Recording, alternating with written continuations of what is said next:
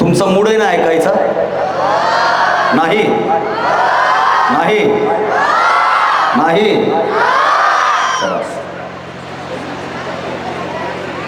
सर्व मंगल मांगल्ये शिवे सर्वार्थ साधिके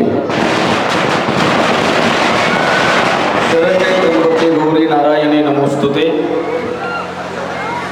शुक्लां ब्रह्म विचार सार परमा मध्यम जगत व्यापिनीं विना पुस्तकधारिणीं अभयदां जंडंधकारपहा हस्ते स्फाटिकमालिकं विदधतीं पद्मासने संस्थितां वंदे त्वां परमेश्वरीं भगवतीं बुद्धिप्रदान शारदे.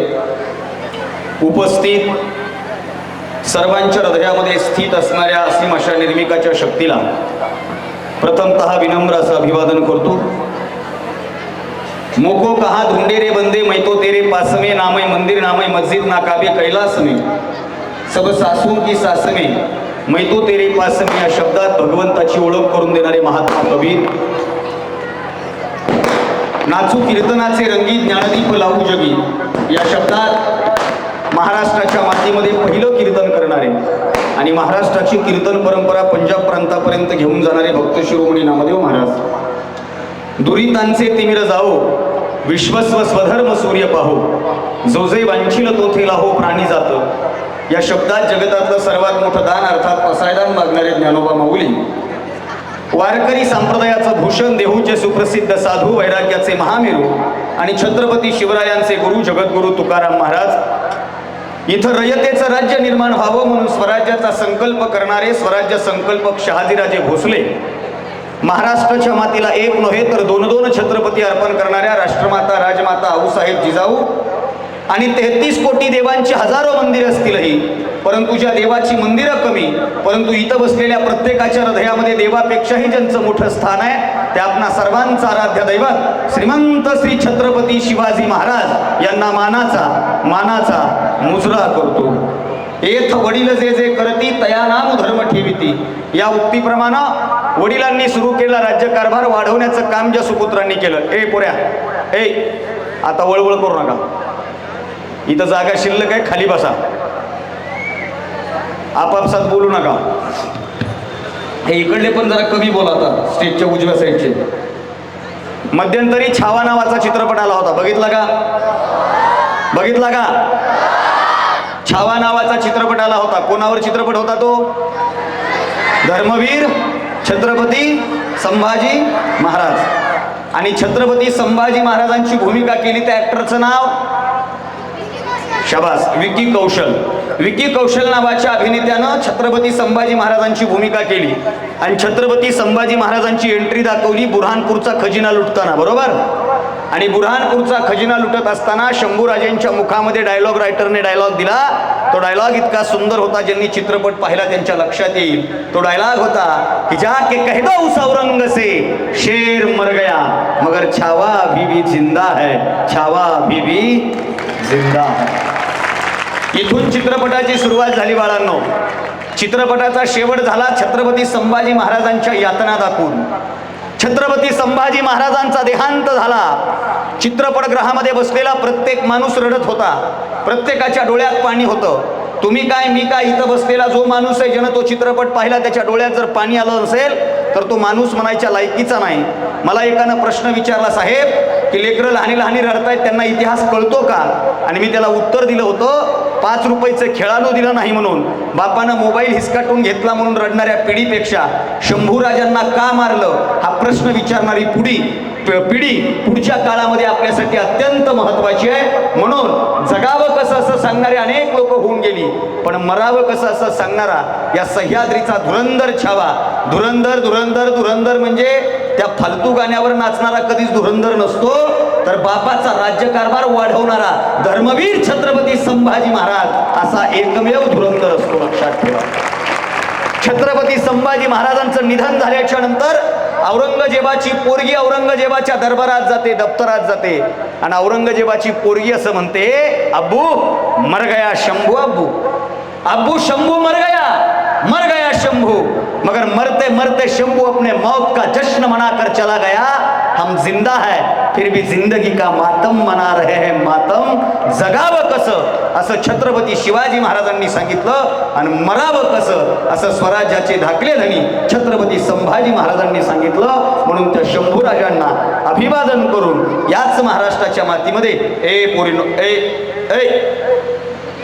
बोलू नका मॅडम. जगातलं सगळ्यात कठीण काम यांच्यासोबत भाषण ठोकणं.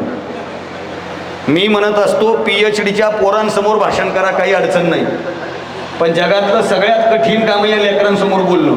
यांना काही घेणं देणं नाही, कोण वक्ताय, कोण काय, कोण नगराध्यक्ष आहे, काय नाही. ते मगाच्या कार्यक्रमावर खुश आहे. अगोदर जो कार्यक्रम झाला ना त्याच्यावर ते खुश आहे. त्यांच्या 3 मॅडमचा सत्कार झाला ना, आमच्या सत्काराच्या वेळा खुश नव्हते ते, त्यांचा सत्कार झाला तर खुश. ते म्हणजे भारी डान्स बसवला होता. थांब जरा मला माहिती तुझा आवाज कसा काय निघायलाय.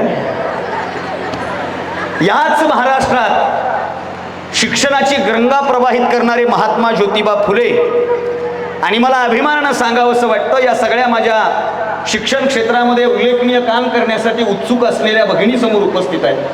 माझ्या अगोदर सन्माननीय या कार्यक्रमाच्या निमित्तानं टागोर शिक्षण समितीच्या सहसचिव माननीय डॉक्टर सौभाग्यवती सुनीताताई चवळे यांनी आपलं मनोगत व्यक्त केलं.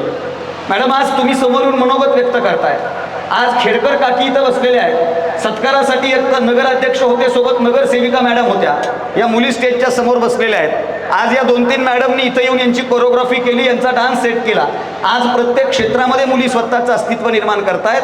माझ्या भाषणाच्या अगोदर आदरणीय मॅडम बोलत होत्या आणि त्या बोलत असताना मला एक गोष्ट जाणवली की एक संस्कृती नांदत होती मॅडम. इथं विचित्र संस्कृती होती. इथं तुम्हाला बोलण्याचा अधिकार नव्हता, स्त्रियांना व्यक्त होण्याचा अधिकार नव्हता, स्त्रियांना शिकण्याचा अधिकार नव्हता, स्त्रियांना डान्स करण्याचा अधिकार तर लई लांब राहिलं. म्हणजे स्त्रियांना मनोरंजन म्हणून नाचवणाऱ्या पुरुषप्रधान संस्कृतीमध्ये स्वतःचं अस्तित्व नृत्यकलेच्या माध्यमातून निर्माण करता येतं ही जाण आमच्या समाजाला नव्हती. बोलण्याचं तर स्वातंत्र्यच नव्हतं. एक शायर फार सुंदर बोलतो, मला त्याच्या ओळी फार आवडतात. तो शायर म्हणतो, बचपन में कहा लोगों ने कुछ नहीं जानती बैठ चुपचाप. थोडा बेस द्या. बचपन में कहा लोगों ने कुछ नहीं जानती बैठ चुपचाप, जवानी में कहा लोगों ने नया खून है कुछ नहीं जानती बैठ चुपचाप, और बुढ़ापे में कहा लोगों ने अब जानकर भी क्या करेगी तू कुछ नहीं जानती बैठ चुपचाप. म्हणजे बाल्य, तारुण्य, वृद्ध या तिन्ही अवस्थेत जेव्हा महिलांना, मुलींना, स्त्रियांना गप्प बसवलं जात होतं ना, तेव्हा ही मुलगी शिकली पाहिजे, ही प्रत्येक क्षेत्रात हिनं उल्लेखनीय कामगिरी केली पाहिजे. म्हणून आज असं एकही क्षेत्र नाही ज्या क्षेत्रामध्ये महिला नाहीत. ऑटो रिक्षा चालकापासून पायलट पदापर्यंत, आपल्या नगरपंचायतच्या नगर परिषदेपासून ते अगदी राष्ट्रपती पदापर्यंत, ऑटो रिक्षा चालक ते पायलट, नगराध्यक्ष, नगरसेवक ते राष्ट्रपती, अगदी आरोग्य सेविका ते मेडिकल कॉलेजचा डीन, अंगणवाडी सेविका ते कुलगुरू, सोडा ना घरातला मिक्सर दुरुस्त करण्यापासून चांद्रयान 3च्या यशस्वी मोहिमेपर्यंत आज स्त्रियांनी अस्तित्व निर्माण केलंय. आणि याचं सर्वस्वी श्रेय जर कोणाला जात असेल तर ते आद्य शिक्षिका क्रांतिज्योती सावित्रीमाई फुल्यांना जातं. जर सावित्रीमाई नसत्या तर सावित्रीच्या या लेकी इथं समोर बसल्या नसत्या. म्हणून त्या सावित्रीमाईंना अभिवादन करतो. आरक्षणाचे जनक राजर्षी शाहू महाराज ज्यांच्यामुळे अविनाश भारती बोलत फिरतो ते बोधिसत्व, बुद्धिसत्व डॉक्टर बाबासाहेब आंबेडकर यांच्या कार्याला विनम्र अभिवादन करून मी अविनाश अशोक भारती तुम्हा सर्वांच्या जोरदार जोरदार जोरदार टाळ्यांच्या गजरात आज आपल्या या राजूर अहमदपूर नगरीमध्ये आजच्या या कार्यक्रमाच्या निमित्तानं अर्थात DSK इन्स्टिट्यूट ऑफ अहमदपूर या इन्स्टिट्यूटच्या भव्य दिव्य अशा सत्कार समारंभाच्या निमित्तानं इयत्ता 7वी ते 11वीच्या विद्यार्थ्यांचा सत्कार समारंभ आणि भव्य दिव्य असा व्याख्यान सोहळा DSK कोचिंग क्लासेस अर्थात इन्स्टिट्यूटने या ठिकाणी आयोजित केलेला आहे. माननीय DS खेडकर सर व सौभाग्यवती नीता खेडकर मॅडम यांनी आपल्या या अकॅडमीच्या वतीनं, या क्लासेसच्या वतीनं, या इन्स्टिट्यूटच्या वतीनं हा भव्य दिव्य असा कार्यक्रम आयोजित केलेला आहे. या कार्यक्रमाच्या निमित्तानं विचारमंचावर उपस्थित असणारे, परंतु आता पुढच्या कार्यक्रमात श्री ॲडव्होकेट स्वप्नीलजी भत्ते, कार्यक्रमाच्या निमित्तानं विचारमंचावर उपस्थित असणाऱ्या माननीय डॉक्टर सुनीताताई चवळे, माननीय श्री अरविंद रायबोले सर, माननीय श्री प्रकाशजी कुकाले सर, डॉक्टर श्री संतोषजी रोडगे sir, Shri Maheshji Shetkar sir, Shri Balaji Reddy sir सन्माननीय उपस्थित असणारे नगरसेवक अजिंक्य सर आणि बालाजी रेड्डी यांचे चिरंजीव, बरोबर हां, हे ते सुद्धा पुढच्या कार्यक्रमासाठी गेलेले आहेत. विचार मंचावर उपस्थित असलेले सगळीच मान्यवर, उपस्थित असणारे समोर सगळे विद्यार्थी, या इन्स्टिट्यूटचा सगळा परिवार, इथले शिक्षक, शिक्षकेतर कर्मचारी, उपस्थित सर्व पालक, आभालवृद्ध, या सगळ्यांच्या चरणावर मी साष्टांगाचा प्रणिपात करतो. आणि या कार्यक्रमाच्या निमित्तानं सर आपण मला बोलवलं त्याबद्दल आपले आभार व्यक्त करतो. खरं तर मला आदरणीय DS खेडकर सरांचा फोन आला आणि मला वाटतं हुलसुरे सरांच्या कार्यक्रमाच्या निमित्तानं मी हुलसुरे बायोलॉजी क्लासेसला कार्यक्रमाला गेलो होतो आणि त्या कार्यक्रमाच्या निमित्तानं सरांनी सांगितलं की अविनाश भारतींना तुम्ही तुमच्या गावात बोलवा, तुमच्या नगरीमध्ये बोलवा, तुमच्या क्लासेसमध्ये बोलवा. आणि सरांचा फोन आला. मला बरोबर 8 वाजता इथून निघावं लागणार आहे, कारण मॅडम मला 8:30 वाजता थोडं पुढं जाऊन लगेच एक कार्यक्रम आहे नियोजित, तो 1 वर्षापूर्वी घेतलेला कार्यक्रम आहे. परंतु सरांचे फोन आले, तारीख मीटरमध्ये बसत नव्हती, फक्त किलोमीटरमध्ये बसत होती, म्हणून मी सरांसाठी इथं उपस्थित आहे. एकदा आपल्या खेडकर सरांसाठी जोरदार टाळ्या आपण या ठिकाणी द्यायच्या. का कार्यक्रम करायचा असा?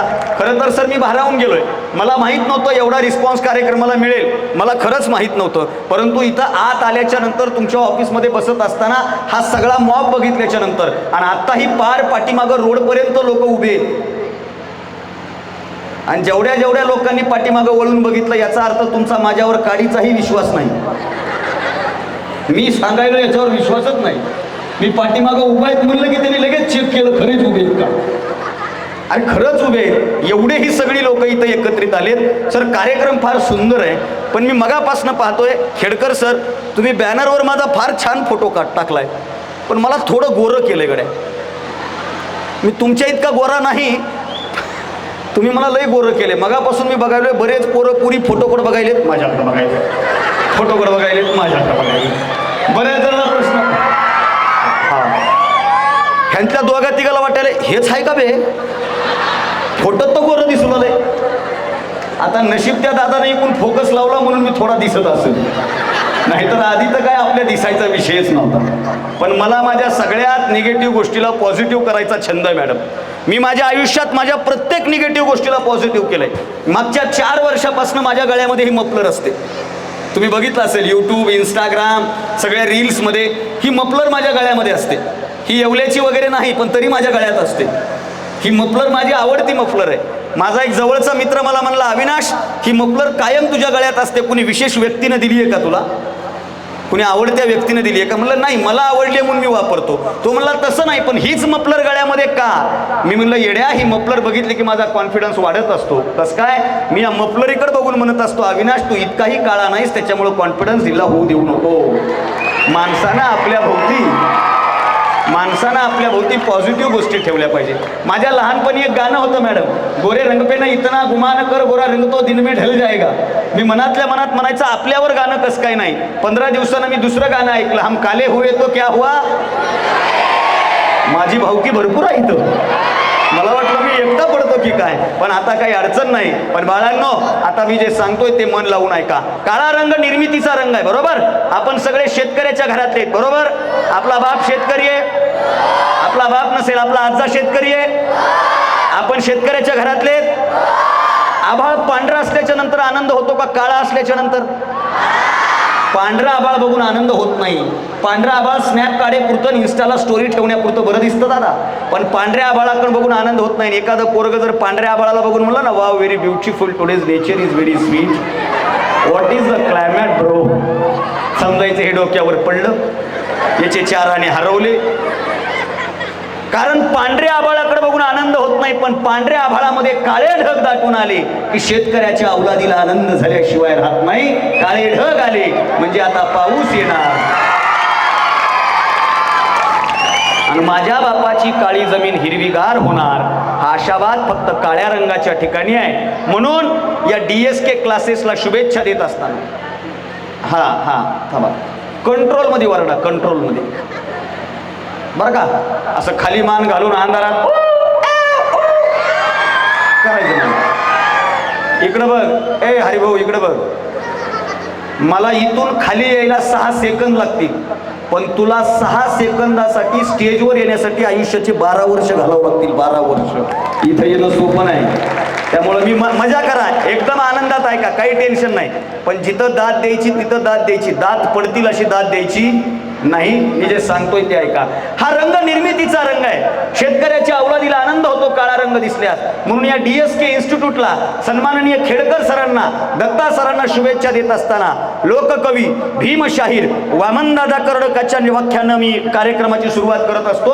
आदरणीय वामनदादा कर्डक फार गोड लिहितात. वामनदादा कर्डकांच्या ओळी सर तुम्हाला समर्पित आहेत. वामनदादा असं लिहितात, काळ्या धरणी वरले काळे, काळाने विणलेले जाळे, करील काही काळे आता काळ्या करणी सवे,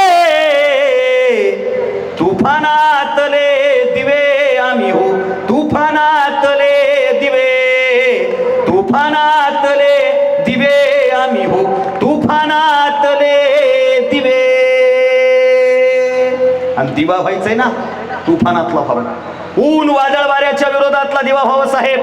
तुळशी वृंदावनामध्ये दिवा लावणं सोपं आहे, देवघरात दिवा लावणं सोपं आहे. मी जाहीर बोलणारा पोरगा आहे. ऊन वादळ वाऱ्याच्या विरोधात म्हणजे प्रतिकूल परिस्थितीमध्ये दिवा लावणं अत्यंत कठीण आहे. आणि मला वाटतं आपल्या या राजूर अहमदपूरच्या शहरामध्ये जेव्हा शैक्षणिक दृष्ट्या कुठंतरी एखादा चांगला दिवा लावल्याचं नाव निघेल, तेव्हा या DSK इन्स्टिट्यूटचं नाव नक्कीच भविष्यामध्ये इतिहासामध्ये निघाल्याशिवाय राहणार नाही. त्याची ही खऱ्या अर्थानं चांगली सुरुवात आहे. त्या पा वाजवायच्या असल्या तर इमानदारीनं वाजवा.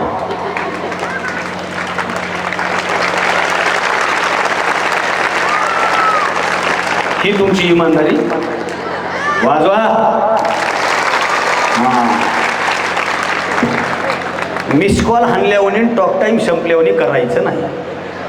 फक्त टायमिंग हुकू द्यायची नाही. आणि व्याख्यानात टाळी वाजवायची टायमिंग कोणाला जमते? आयुष्याची सगळ्यात मोठी टाइम मॅनेजमेंट सांगून जातो आज. व्याख्यानात टाळी वाजवायची टायमिंग त्याच माणसाला जमत असते ज्याला सकाळी पार्लेजीचं बिस्किट चहामध्ये बुडवून अंगावर न पडता खाता येतं.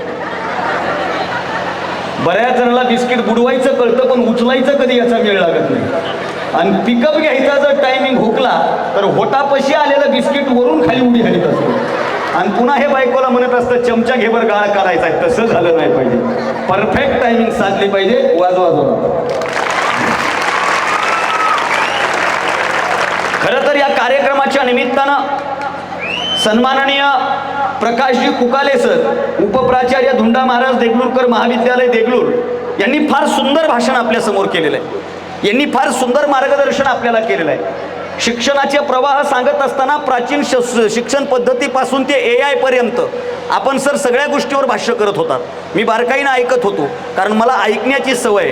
तुम्ही हे सगळं बोलत असताना आत्ताच्या बारक्या बारक्या गोष्टीपासून निगेटिव्हिटीपर्यंत सगळ्या गोष्टींवर भाष्य केलंय. या सगळ्या गोष्टी सरांच्या ऐकल्या, पण आपण किती सिरियसपणानं ऐकल्या याला महत्त्व आहे. तुम्ही आपापसात बडबड करू नका. तुम्हाला डान्स बघायचा आहे का?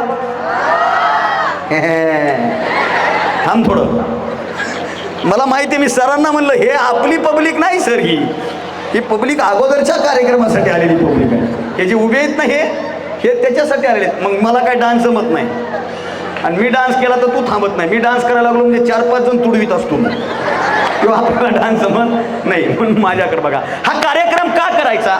इन्स्टिट्यूटने हा कार्यक्रम का केला? खेडकर सरांनी हा कार्यक्रम का केला? येणाऱ्या परीक्षेसाठी लेकरांना शुभेच्छा आदरणीय मॅडमनी दिल्या आणि मॅडमनी त्या शुभेच्छा देत असताना एक अपेक्षा व्यक्त केली. ती अपेक्षा मॅडमनी सगळ्यात महत्त्वाची व्यक्त केली की मोबाईल कमी वापरा. आणि मॅडम ही 100% खरं आहे, मोबाईल कमी वापरला पाहिजे. उलट मी महाराष्ट्रभर सांगत असतो तसं मी मोबाईल कमी वापरा म्हणणं चुकीचं आहे, कारण माझा तो व्यवसाय आहे. माझा तो मी तर लोकांना म्हणत असतो मोबाईल वापरा, YouTube डाउनलोड करा आणि अविनाश भारती ऑफिशियल चॅनलला सबस्क्राईब करा, इंस्टाग्रामला फॉलो करा, कारण ते आपला पर्याय आहे. पण मोबाईलचा वापर कसा केला पाहिजे? अहो मोबाईल चांगली गोष्ट आहे. मला महाराष्ट्रभर फिरावं लागतं. मी महाराष्ट्रभर कार्यक्रम करत फिरतो. मला या 30 दिवसात सर, या जानेवारीच्या 31 दिवसामध्ये मला 44 कार्यक्रम आहेत. आजचा हा तिसरा कार्यक्रम आहे दिवसभरातला. उद्या परत 2 आहेत. महाराष्ट्रभर कार्यक्रम सुरू आहेत. आम्हाला महाराष्ट्रभर फिरावं लागतं. माहीत नसतं कोणतं गाव आहे, कुठं जायचंय, काय जायचंय. आम्ही फक्त त्या माणसांना एकच काम करतो, म्हणतो याला गुगल मॅपचं लोकेशन आम्हाला टाका. मॅडम मी याचा फायदा सांगतो. गुगल मॅपचं लोकेशन घ्यायचं, लोकेशन गुगल मॅपला ओपन करायचं, गाडीच्या स्क्रीनला शेअर करायचं. रात्रभर मी झोपलेला असतो, माझा ड्रायव्हर माझा भाऊ गाडी चालवत असतो. रात्रभर त्याचा रस्ता चुकू नये म्हणून एक मॅडम त्याला सुंदर मार्गदर्शन करत असतात. 500 metre take a side left,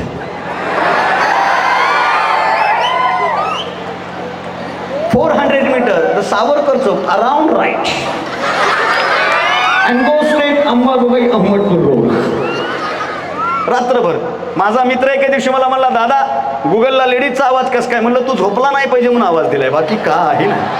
आवाजाचं तंत्र असतं. आदरणीय सरांनी सूर काढला होता. सर किती गोड बोलले. माझं लय लक्ष असतं बरं का सर. तुम्ही सांगितलं रेल्वे स्टेशनची अनाऊन्समेंटचा सुद्धा फार मोठा घोळ असतो. तुम्ही रेल्वे स्टेशनला जा, चांगलं वाटतं का नाही?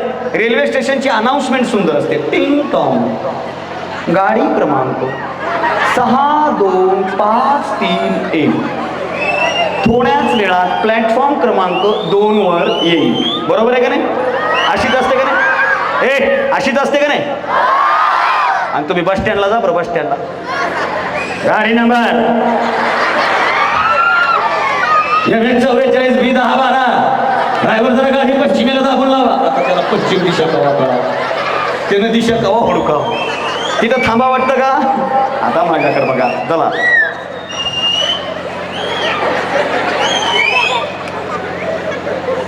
अरे नागू, ए नागू नको माय, मला माहिती वळवळ वळवळ वळवळ वळवळ होईल.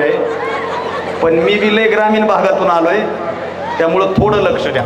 बाळांनो मला सांगायचंय काय, या मोबाईलचा वापर कसा करायचा. इकडे बघा मॅडम, तुम्ही सांगितलं ते एकदम बरोबर आहे. फक्त अभ्यासासाठी वापर करा. हे मोबाईलमध्ये वापर कशाचा करायला? रील्स बघणं, स्टेटस ठेवणं. रील्स पण एवढ्या भंगार आल्यात ना. रील्स बघायच्या तर चांगल्या बघायच्या. रील्स कशा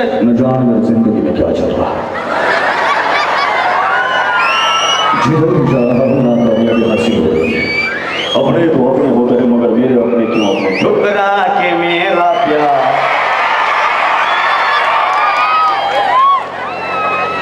अरे तुला चटी घालायची अक्कल नाही, तू ठुकरा के मेरा प्यार म्हणायला. कसं व्हावं तुझं? आता पुढचं ऐका. मोबाईलचा वापर कसा करायचा. तुम्ही जर अहमदपूरच्या बाजारात गेलात आणि बाजारात जाऊन जर एक कुलूप विकत घेतलं तर एका कुलपाला 2 चाव्या भेटतात. बरोबर? कुलूप किती, चाव्या किती? कुलूप किती, चाव्या किती? मग प्रश्न पडला पाहिजे, उघडायची चावी कोणती, लावायची चावी कोणती? चाव्या किती आहेत?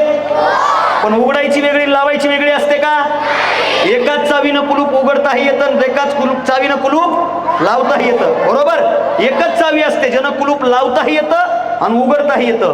पण बाळांनो लक्षात ठेवा, एकाच चावीनं कुलूप उघडताही येतं आणि कुलूप लावताही येतं. फक्त ती चावी फिरवण्याची दिशा आपल्याला कळाली पाहिजे. मोबाईलमुळे आयुष्याची दिशा करायची का आयुष्याची दशा करायची हे आपल्यावर डिपेंड आहे. याचा वापर आयुष्याची दशा होणार नाही, आयुष्याला दिशा मिळेल. याच्यासाठी सगळ्यांनी करा, हा पहिला संकल्प.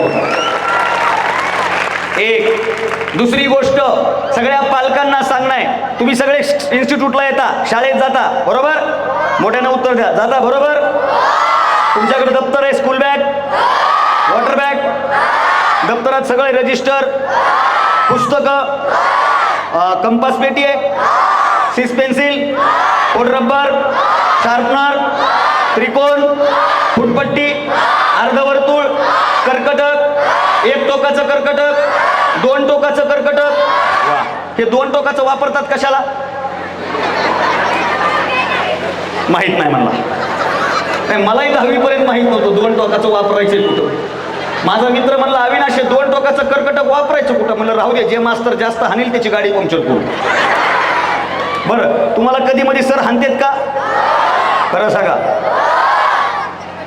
बरं, आतापर्यंत असे किती इथं भाग्यवान लेकर आहेत ज्यांना शिक्षकांनी मारले? हात वर करा. वा, या खाली. ज्यांना ज्यांना शिक्षकांनी मारलंय ते जगातले भाग्यवान लेकर आहेत. आणि ज्यांना आतापर्यंत हात लावला नाही त्यांचे इतके कम नशिबी जगात कुणीच नाही. छडी लागे विद्या येई गोष्टी बोलायच्या. सर माझ्याकडे वेळ कमी, मला बोलायचं जास्त. बाबा आपला काळ आणि आत्ताचा काळ आठवा. आपला काळ म्हणजे मी काही लय म्हातारा नाही, पण माझ्या लहानपणीचा काळ आणि आत्ताचा काळ आठवा. आत्ता या लेकरांकडे सगळं आहे. तुमच्याकडे सगळं आहे ना? युनिफॉर्म आहे, बूट आहे, सॉक्स आहे, दप्तर आहे, सगळं आहे. या स्टेजवरच्या लोकांना विचारा आपल्याकडे होतं काही? माझ्याकडं तर दप्तर सुद्धा नव्हतं मॅडम. माझं दप्तर म्हणजे महाबीज महामंडळची पांढरी पिशवी. बापानं पेरणी करायची, आईनं निरमा टाकून धुवायची, ते माझं दप्तर. त्याच्यामध्ये वह्या पुस्तकं कोंबायची. दप्तर असं घ्यायचं, गेले तर गेले शाळेत, नाही तर दप्तर असं धरायचं, असं उभं राहायचं एखाद्या रस्त्यावर आणि असं करायचं. आणि त्याचा बंद जर तुटला ना, बीजगणित, भूमिती, इंग्रजी सगळं हवे. पुन्हा घ्यायचं, पुन्हा दप्तरात कोंबायचं, पुन्हा शाळेत जायचं. आता माझं एक वाक्य ऐका बाळांनो, हे वाक्य तुम्हाला कळावं म्हणून सांगतो. ऐका रे, आमच्याकडं शिकण्यासाठी काहीच नव्हतं, पण आमची शिकण्याची इच्छाशक्ती जास्त होती, म्हणून आम्ही आज स्टेजवर बसलेलो आहोत. तुमच्याकडं सगळं काही आहे, फक्त आता इच्छाशक्ती वाढवा. सगळं मिळतंय. पालकांना सांगणे माझं, तुम्ही लेकरांच्या भवितव्याचा विचार करताय, तुमचं सगळ्यांचं कौतुक. इथं जेवढे पालक आलेत ना, त्यांना मी सॅल्यूट करतो, कारण लेकरांसाठी ते पालक इथं आलेत. आपल्या लहानपणी आपल्या आईवडिलांना वेळ नव्हता साहेब, कधी आपला बाप शाळेत आला नाही. आपल्या लहानपणी कधी पालक मेळावे झाले नाहीत. आपल्या लहानपणी कधी पालक मिटिंग झाल्या नाहीत. आता हे लेकरं नशिबवान आहेत, तुम्हाला सगळे शाळेत वडील पाठवतात. मला तर माझे वडील शाळेत घेऊन गेले होते ना, असं शिस्तीत नव्हतं नेलं, चल राजा, चल पिल्लू, चल वागा. माझ्या बापानं मला शाळेत नेलतं, चल. मी म्हणलं पप्पा मला नाही शिकायचं, चल. मी म्हणलं नको ना, चल. मी नाही म्हणलो, पप्पानं बूट काढला. बापानं बूट हाणायचा, मी हुकवायचा. 7 बुट चुकवले मी. किती? 22 मारले होते. तेवढे बुट खात खात शाळेत गेलो. सर बसले होते, सरांना राम राम घातला आणि म्हणे कस काय शाळेकडं? ते म्हणे काही नाही, याला शाळेत टाकायचे. कानाला हात लावलं म्हणलं की पहिलीत होतो. बरोबर आहे का साहेब? असं कानाला हात गेलं की पहिलीत.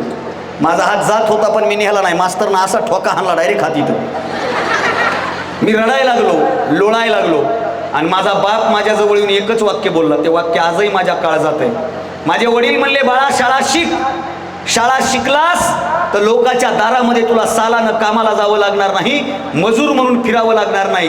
तुला जर वाटतंय आपल्या घरातल्या झोपडीचं नंदनवन व्हावं, तर त्याच्यासाठी एकच पर्याय, आणि तो म्हणजे शाळा शिकणं. याच्या पलीकडे दुसरा पर्याय नाही. शिकलं पाहिजे एवढंच बापानं मनावर कोरलं. आणि त्या एका गोष्टीमुळं सर मी इथं उभा आहे. मी नुसता उभा नाही, मी शिक्षण करत करत मी BA, MA, MPhil आणि सध्या डॉक्टर बाबासाहेब आंबेडकर मराठवाडा विद्यापीठात मी PhD करतोय मॅडम. PhD करत करत हे शिकतोय. म्हणजे मी शिकलेला माणूस हे डोक्यात फिट ठेवा, एवढा धंदा नाही माझा. कॉलेज करत करत हे करतोय. का करतोय याच्यावर पुढे येईल मी. हा कार्यक्रम आयोजित करत असताना या लेकरांचा गुणगौरव होतोय, या लेकरांच्या कलागुणांना वाव मिळतोय, फार मोठी गोष्ट आहे सर. या DSK क्लासेसचं, इन्स्टिट्यूटचं मी सरांचं कौतुक करेल की या प्रांगणामध्ये क्लास इथं असताना एवढा मोठा दिव्य सोहळा या कार्यक्रमाच्या निमित्तानं आयोजित केलाय. जाशील मायवरी ए वागा.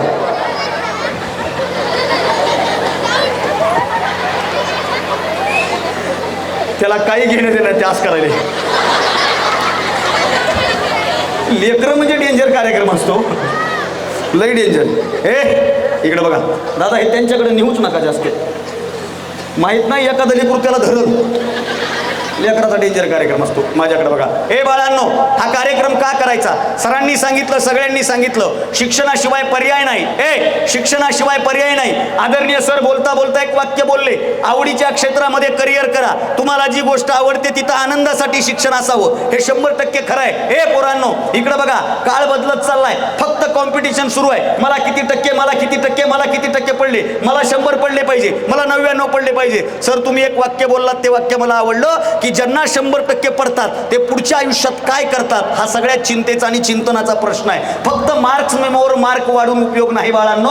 आयुष्यात तुम्हाला उभं राहायचं असेल, आता मी तुमच्या समोर उभा आहे, माझ्या नावासमोर प्रमुख व्याख्याते नाव टाकलंय. मी सगळ्या महाराष्ट्रभर फिरतोय. परवा त्या स्टार, तुमची पत्रिका बघितली मी, स्टार क्लासेसला होतो, RCCला, IIBला, सारथीला, युनिक अकॅडमी, महाराष्ट्रातल्या सगळ्या इन्स्टिट्यूटला जाऊन आलो साहेब. पोलीस करिअर अकॅडमी पासून सगळीकडे जाऊन आलो. मी एकही इन्स्टिट्यूट असं राहिलं नाही की जिथं मॅडम मी जाऊन आलो नाही, महाराष्ट्रभर फिरतोय. परवा मी मागच्या काही महिन्यापूर्वी त्या बन्सल काचेच्या कार्यक्रमाला गेलो आणि ते म्हणले 100 ऑफ 100 पडलेल्या पोरांचा सत्कार आहे. मी म्हणलो काय अडचण, 100 ऑफ 100.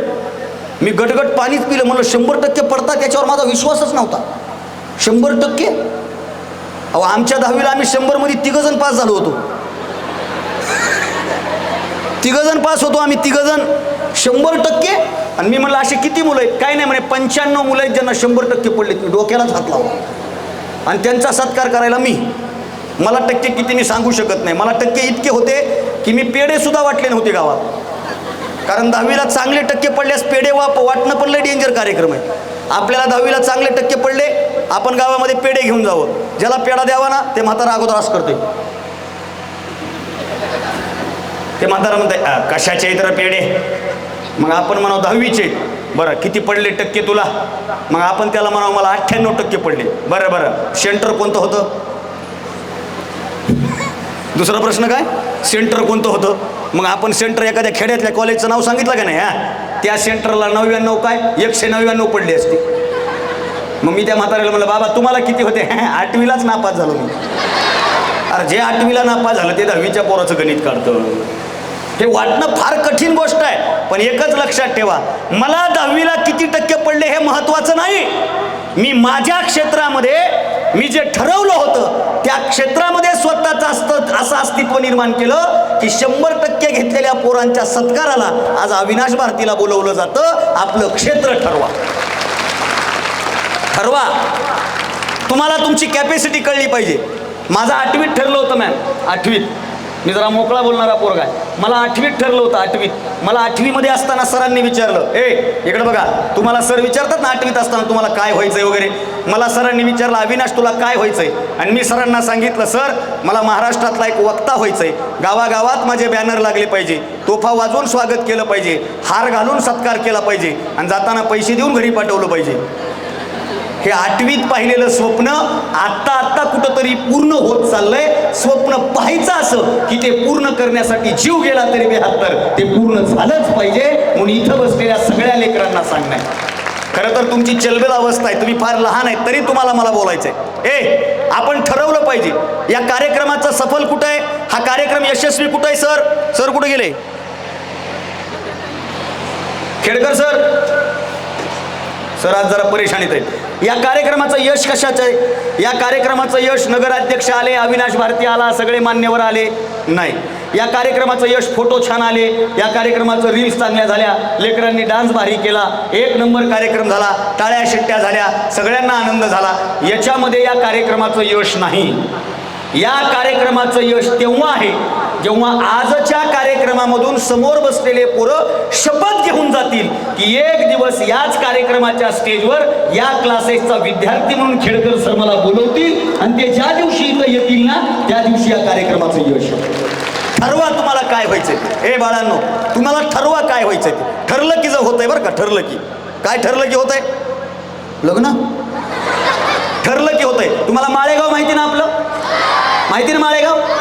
आता यात्रा झाली आपली माळेगावची, बरोबर आहे का नाही? अशाच एक यात्रा भरते. त्या यात्रेमध्ये घोड्यांचा बाजार भरतो. कशाचा बाजार? ते कॉर्डलेस माईक होतं ना दादा? कॉर्डलेस आहे ना? कॉर्डलेस हे बसा चला.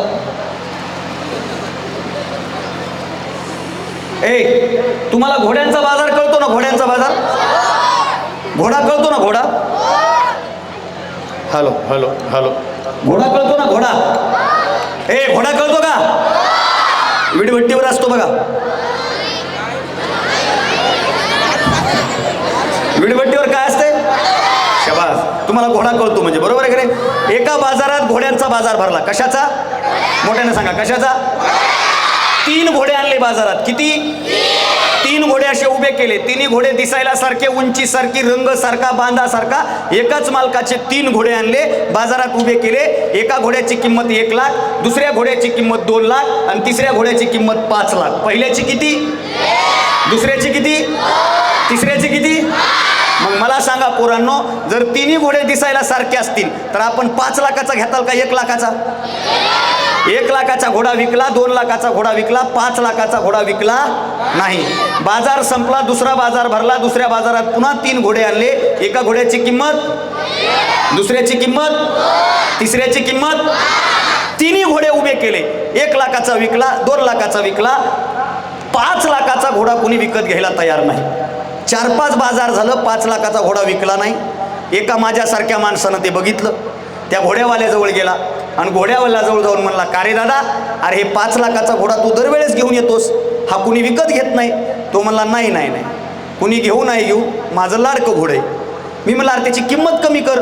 तो म्हणला, नाही, हे 5 लाखाचं घोडं इकल तर मी 5 लाखालाच इकल. मी म्हणलं, असं कशामुळं? तो म्हणला, हे माझं लाडकं घोडं आहे. मी म्हणलं, अरे विशेष सांग त्याचं. तू 1 लाखाचं घोडं 50,000ला दिलंस, तू 2 लाखाचं घोडं 1.5 लाखाला दिलंस, मग हे 5 लाखाचं घोडं तू 5 लाखालाच का विकतोयस? उदाहरण नीट ऐका बरं का. उदाहरण कसं ऐकायचं? नीट ऐकायचं. 5 लाखाचं घोडं तू 5 लाखालाच का विकायचं म्हणतोस? तो म्हणला, नाही, हे माझं लाडकं घोडं आहे, हे माझं आवडीचं घोडं आहे, हे माझ्या एकदम पसंतीचं घोडं आहे. मी म्हणलं, या घोड्याचं वैशिष्ट्य काय? याची किंमत 5 लाख रुपये, काहीतरी वैशिष्ट्य असेल ना. आता माझ्याकडे बघा बाळांनो, मला त्या घोड्यावाल्यानं सांगितलं, तुम्हाला म्हणून सांगतो सर, माझ्या या 5 लाखाच्या घोड्याच्या जर मनात आलं तर हे घोडं 1 तासामध्ये 100 किलोमीटर पळतो. 1 तासात, 1 तासात म्हणजे त्याचा वेग किती आहे? तासी 100 किलोमीटर. बरोबर आहे का नाही? वेगवान घोडं आहे, गाडीपेक्षा, फॉर्च्युनरपेक्षा वेगवान घोडं आहे. 1 तासात 100 किलोमीटर पळायले. मी म्हणलं, हो. तो म्हणला, माझं लाडकं घोडं आहे, 1 तासात 100 किलोमीटर पळतं, इतकं हे वेगवान घोडं आहे. मी म्हणलं, मग दादा हे विकलं कसं काय नाही? याला एखाद्या रेसरनं, एखाद्या रायडरनं घेतलं कसं काय नाही? तो म्हणला, दादा माझं खरंच हे लाडकं घोडं आहे, माझ्या जर या घोड्याच्या मनात आलं तर हे घोडं 1 तासामध्ये 100 किलोमीटर पळतं. त्याला म्हणलं, मग विकलं कसं काय नाही? तो म्हणला, मी मगापासून सर तुम्हाला तेच सांगतोय, माझ्या या घोड्याच्या जर मनात आलं तर हे घोडं 1 तासात 100 किलोमीटर पळतं. अरे म्हणलं, मग विकलं कसं काय नाही? तो मला म्हणला, तुला मगापासून तेच सांगायलोय, माझ्या ह्या घोड्याच्या जर मनात आलं तर हे घोडं 1 तासात 100 किलोमीटर पळतं. अरे म्हणलं, मग विकलं कसं काय नाही? ते माझ्यावर चिडलं. ते मला म्हणलं, तुला मगापासून तेच सांगायलोय, माझ्या जर या घोड्याच्या मनात आलं तर हे घोडं 1 तासात 100 किलोमीटर पळतं. अरे मग विकलं कसं काय नाही? ते मला तुला मगापासून तेच सांगू लागलोय, ह्याच्या जर मनात आलं तर हे 1 तासात 100 किलोमीटर पळतं. अरे मग विकलं कसं काय नाही? तो म्हणला, माझ्या या घोड्याच्या मनातच येत नाही, आणि जर ह्याच्या मनात आलं तर हे 1 तासात 100 किलोमीटर पळतं. घोडं इथंच आणलंय की ह्याच्या मनात येत नाही. आपल्यामध्ये बी असे बरेच घोडे असतात ज्यांच्या मनातच येत नाही. आपल्याला काय व्हायचंय बाळांनो? या कार्यक्रमाचं यश आज तुम्ही संकल्प करून जा की मला हे पोस्ट हासिल करायचे, मला या क्षेत्रात जायचंय, आणि 10 वर्षानंतर याच इन्स्टिट्यूटमध्ये असाच प्रमुख पाहुणा म्हणून, त्या क्षेत्रातले मान्यवर म्हणून तुम्ही उपस्थित राहा. तेव्हा या कार्यक्रमाचं सार्थकीकरण आहे आणि ते तुम्ही 100% कराल. हा आशावाद माझा तुमच्यावर आहे. मी तुमच्याकडून व्यक्त करतो. बोलण्यासारख्या बऱ्याच गोष्टी आहेत. खरं तर पालक इथं बसलेले आहेत. मला थोडी माफी मागून जरा पालकांसाठी बोलायचं आहे मॅडम. मी जरा स्पष्ट वक्ता, सुखी भाऊ माणूस आहे. पालकांना मला सांगणं आहे, जरा लेकरांकडून अपेक्षा कमी करा. लेकरांकडून अपेक्षा कमी करा जरा. मी तुम्हाला एक उदाहरण देतो. माझा एक मित्र आहे आणि सर, माझ्या त्या मित्राचा तो बाप म्हणला, तुला व्हावं लागेल, मी तुझा बाप आहे, तुला वकील व्हावं लागेल. तो म्हणला, नाही नाही, मी वकील होणार नाही. दोघांचं भांडण लागलं. भांडण माझ्यापर्यंत आलं. माझा मित्र मला म्हणला की पप्पाला समजून सांग, मला वकील व्हायचं नाही. त्याचा बाप म्हणतो, हे वकील होत कसं का नाही ते बघतो. मी थोडं बोलता बोलता त्यांना म्हणलं, काका, जर तुमच्या पोराची इच्छाच नाही वकील व्हायची तर तुम्ही त्याला वकील का करायलात? तुम्ही त्याला वकील का करायलात? तो बाप काय म्हणला मला माहिती का? तो म्हणला, कसं आहे अविनाशराव, मला 4-5 जणांवर केस करायची, आणि वकील जर घरचाच असला तर फी लागत नाही. आता हे पालकांसाठी आहे फक्त. तुला केस करायची म्हणून तू तुझ्या लेकराला जर वकील होण्याचा फोर्स करत असशील तर तुझं लेकरू कामातून जाणारी केस झाल्याशिवाय राहणार नाही. लेकरांची कॅपॅसिटी ओळखा. लेकरांची कॅपॅसिटी. हे लेकरं हसत नाहीत. मी शाळेतले, स्कूलमधले लेकरं बघितले ना मॅडम, मला वाईट वाटतं. हसू हरवलंय सर. बरोबर आहे, हसू हरवलंय. लेकरं हसत नाहीत. सगळं यांच्याकडं हास्य नाही. दप्तरांचं ओझं आहे खांद्यावर. दप्तरांचं ओझं घेऊन हे लेकरं असे बेजार झालेत सगळे. अरे शिक्षणाचा अर्थ काय? शिक्षणाचा अर्थ म्हणजे नोकरी नाही. शिक्षणाचा अर्थ म्हणजे पगार नाही. शिक्षणाचा अर्थ म्हणजे पॅकेज नाही. शिक्षणाचा खरा अर्थ आहे की जे शिक्षण घेतल्यामुळे तुम्ही तुमच्या जीवनात आनंदी किती आहात याच्यावर शिक्षणाची खरी व्याख्या ठरते. याच्यावर खरी व्याख्या ठरते. नाही तर कित्येक पोरं शिकलेले आहेत. मी मध्यंतरी बराच फिरत होतो. राजस्थान कोठा, सर तुमच्या क्षेत्रातलं राजस्थान कोठा म्हणजे ZEE आणि नीटचं हब मानलं जातं, बरोबर आहे, राजस्थान कोठा. आणि त्या राजस्थान कोठामधून एक बातमी व्हायरल झाली. महाराष्ट्रामध्ये पहिला समाचार मी त्याचा घेतला होता. पहिला समाचार, राजस्थान कोटामध्ये एक पोरगी तयारी करत होती ZEE नीटची. ती पोरगी तिथं राजस्थानच्या एका इन्स्टिट्यूटला होती. पहिल्या वर्षी तिच्याच्यानं क्लिअर करलं झालं नाही. वडिलांनी रिपीट करायला सांगितलं, तिनं रिपीट केलं, परत रिपीट केलं, 2 वेळा रिपीट केलं. पण बाप म्हणला नाही, तू किती वेळा प्रयत्न कर, रिपीटवर रिपीट कर, पण निकाल आला पाहिजे. शेवटी पोरीनं सुसाईड केलं आणि पोरीनं सुसाईड नोट्स लिहिली. आणि त्या सुसाईड नोट्समध्ये तिनं असं लिहिलं की पप्पा मला माफ करा, आता माझ्याच्याने रिपीट करणं होत नाही. मी तुम्हाला अनेक वेळा सांगण्याचा प्रयत्न केला पण तुम्ही मला समजून घेतलं नाही, आय एम सॉरी, असं म्हणून त्या पोरीनं सुसाईड केलं. आणि नंतर तिचा बाप म्हणतो मी तिला रिपीट करायला लावण्यापेक्षा दुसऱ्या जर फील्डमध्ये पाठवलं असतं तर आज पोरगी माझ्यामध्ये जिवंत असती. नंतर पश्चाताप करण्यापेक्षा आताच आपल्या लेकराची कॅपॅसिटी ओळखा आणि त्यानुसार त्या लेकरांना त्या क्षेत्रात पाठवा. ही सगळ्या पालकांना माझी तळतळीची नम्रतेची विनंती आहे, नम्रतेची विनंती आहे. शेजारचा पोरगा करतोय, मित्राची पोरगी करते, आमच्या शाळेमधल्या या शिक्षकाची मुलगी इथं पहिली आली म्हणून तुझा पोरगा पहिला आलाच पाहिजे हा असा या सोडून दे. त्याची मुलगी पहिला आली, तिची कॅपॅसिटी होती, तुझ्या मुलाची कॅपॅसिटी आहे का बघ. बैठकीमध्ये चहा पिताना एखाद्या मास्तरनं जर गप्पा मारल्या, आमची दिदी म्हणजे ना नीटमध्ये सगळ्यात टॉपला आली, ह्याला चहा पोळला, ह्यानं घरी जाऊन पुरीला बदाबद मारलं, तू पहिली आली पाहिजे. अरे तिचं ते क्षेत्र नाही. मला जे सांगायचं आहे पालकांना, पालकांच्या भूमिका बदलल्यात मॅडम, माफ करा मला, मी जाहीर बोलणारा पोरगा आहे. भूमिका बदलल्यात पालकांच्या. पालक मंडळी मन लावून ऐका, कोणाला पटल नाही पटल, आपण खरं बोलणारा पोरगा आहे. अगोदरच्या काळामध्ये आपल्या बापानं शाळेत नेलं आणि आपल्याला डायरेक्ट मास्तरच्या हवाली करून टाकलं होतं, डायरेक्ट मास्तरच्या हवाली. माझे तर वडील डायरेक्ट म्हणले होते आजपासून पोरगं तुमच्या ताब्यात, मेलं तरी हरकत नाही, हे शिकलं पाहिजे. आणि आमचे सर म्हणले ओके डन. आणि माझ्या बापानं दिलेल्या संधीचं असं सोनं केलंय माझ्या सरांनी, इतकं हाणलंय मला, तुम्हाला खरं सांगतो. उठता बसता मार होता आम्हाला, उठता बसता. आणि हे स्टेजवर बसलेत का नाही, ह्या सगळ्यांना विचारा आपण खाल्लाय का नाही मार सरांचा. बरं कधी कधी सर बिनकामाचं बी मारायचे बरं का, ही बी गोष्ट खरी होती. घरी डब्बा झाला नाही, राग शाळेत आले सर, घरच्या डब्याचा राग ह्या डब्यावर काढायला, बदाबद बदाबद बदाबद. रडता रडता म्हणलं सर का मारायला, मागच्या शनिवारी कुठं होतास. अहो त्याचा राऊंड झाला, हो झाला की त्याचा राऊंड. बरं शिक्षकाच्या बद्दल बोलायची हिंमत होती का. मी घरी गेलो ना आईला जाऊन म्हणलं आई मला सरनं बिनकामाचं मारलंय. आई म्हणली थांब तू या बापाला येऊ दे. मला वाटलं बाप आल्या सरच्या घरी मोर्चा जाईल, पुन्हा बापानं पालतं घालून तोडून तूच काही तर केलं असशील, गुरुजी बिनकामाचं मारणार. अहो शिक्षकांची दहशत होती साहेब. आम्ही जर असं गावात गोट्या खेळायलो ना तर एखादं पोरगा असं झाडावर बसवायचो आम्ही, झाडावर, आणि त्याला म्हणायचं फक्त सरची गाडी दिसली की शिट्टी मार. त्याचं कारण आहे की ते सर आले की आम्ही डाव मोडायचो. आता जर या ग्राउंडवर पोरं मॅच खेळायले आणि सर जर रस्त्यानं चालले ना, पोरं शिट्टी मारून सरला म्हणते 4 बॉल टाकता का. हां पुन्हा सर म्हणतात मला बॅटिंग जमते बॉलिंग नाही जमत. सगळा काळ बदलून गेलाय साहेब. माझं बोलणं लईच आता मला ते एक गाव 2 तुकडे असतात आपले. हां आताचे काही पालक शाळेत जातात, माफ करा मला तुमच्यात तसा असेल नसेल माहीत नाही मला, ते पालक शाळेत जातात सर आणि शाळेमध्ये जाऊन काय बोलतात शिक्षकांना, नोकरी म्हणजे नोकरी करायची. सर का म्हणून आलोय मी, नोकरी म्हणजे नोकरी करायची. उग कोणाला बी हात लावायचा, पण आपल्या लेकराला हात लावायचा. एक तर 9 सण 12 वर्षानं झाले, तुम्ही हात लावायचा नाही. नाही शिकलं नका शिकू द्या, एखादा एकर फुकू आणि हायवेला ढाबा टाकू.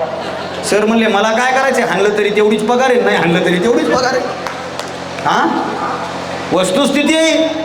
अरे पण शिक्षकाच्या छडीचा जो धाक होता ना, एकच वाक्य लक्षात ठेवा, ज्या दिवशीपासून शिक्षकांच्या छडीचा धाक संपला ना, आयुष्याचा शिस्त नावाचा प्रकार संपुष्टात आला.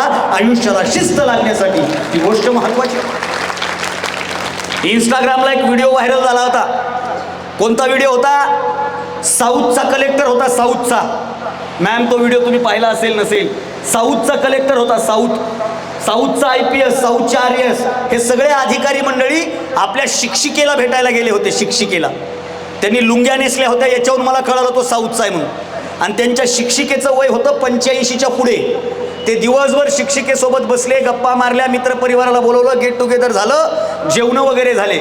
आणि जो कलेक्टर होता ना बाळांनो, माझ्याकडे बघा, जो कलेक्टर होता ना कलेक्टर, तो कलेक्टर असा कोपऱ्यात गेला, कोपऱ्यातून त्याने एक छडी आणली आणि ती छडी त्याच्या मॅडमच्या हातामध्ये दिली आणि हात पुढं केला. मॅडमने असं तोंडाला हात लावला. मॅडम म्हणल्या, तू आता कलेक्टर आहेस, मी तुला छडीनं कशी मारू? आणि त्या कलेक्टरचं वाक्य होतं, मॅडम मी आज जो कलेक्टर आहे ना तो या छडीच्या धाकामुळे, जर ही छडी माझ्या आयुष्यात नसती तर आज लाल दिव्याची गाडी माझ्या घरामध्ये नसती. हे शिक्षकाप्रती भाव असला पाहिजे, विश्वास पाहिजे शिक्षकांवर. हे माझ्याकडे बघा, 2-3 गोष्टी सांगणार आहे, थांबणार आहे मी. तुमचा पहिला विश्वास पाहिजे स्वतःवर. कोणावर पाहिजे? कोणावर पाहिजे? धन्यवाद दादा.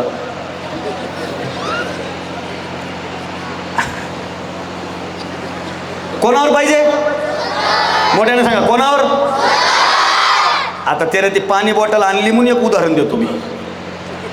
एक पोरग वाळवंटात गेलं. वाळवंटात कुठं गेलं? वाळवंटात सगळा हिरवा निसर्ग, धबधबे, गार्डन. नाही वा, हुशार आहेत लेकरं. वाळवंटात काहीच नाही, बरोबर. वाळवंटात सगळी रीती फिरला फिरला फिरला फिरला फिरला त्याच्याजवळचं पाणी संपलं. त्याला लागली तहान. काय लागली? नीट ऐकायचं उदाहरण. तहान लागली, त्यानं पाणी शोधलं, त्याला पाणी भेटत नव्हतं. इतक्यामध्ये चक्कर आली म्हणून खाली बसला आणि खाली बसल्या बसल्या त्याच्या लक्षात आलं की समोर 100 फुटावर एक झोपडी आहे. झोपडी. त्यानं प्राण एकवटला, झोपडीजवळ गेला, झोपडीचा दरवाजा उघडला, आतमध्ये गेला तर त्याच्यामध्ये एक हापसा होता. हापसा, हापसा कळतो ना, हातपंप. हापसा होता. यानं हापसा असा मारायला सुरुवात केली. आता वाळवंटातल्या हापशाला पाणी येईल का? गावातल्या हापशालाही नाही, वाळवंटाच्या हापशाला येईल का? त्यानं वाळवंटात किती हापसा मारायचा प्रयत्न केला, पाणी आलं नाही. चक्कर आली, खाली पडला. माझ्याकडे बघा बाळांनो, खाली पडला. त्याची नजर गेली अशी त्या कुडात. हे कळतं ना तुम्हाला, झोपडी, तुराट्याचा कूड कळतो ना, त्याला एक आडू होता आणि आडूच्या वर त्याला एक पाणी बॉटल दिसली. काय दिसली? काय दिसली? हा गडबडीनं उठला, पाणी बॉटल अशी कपकून काढून घेतली हातात. लगेच त्याचं असं झाकण उघडलं त्यानं.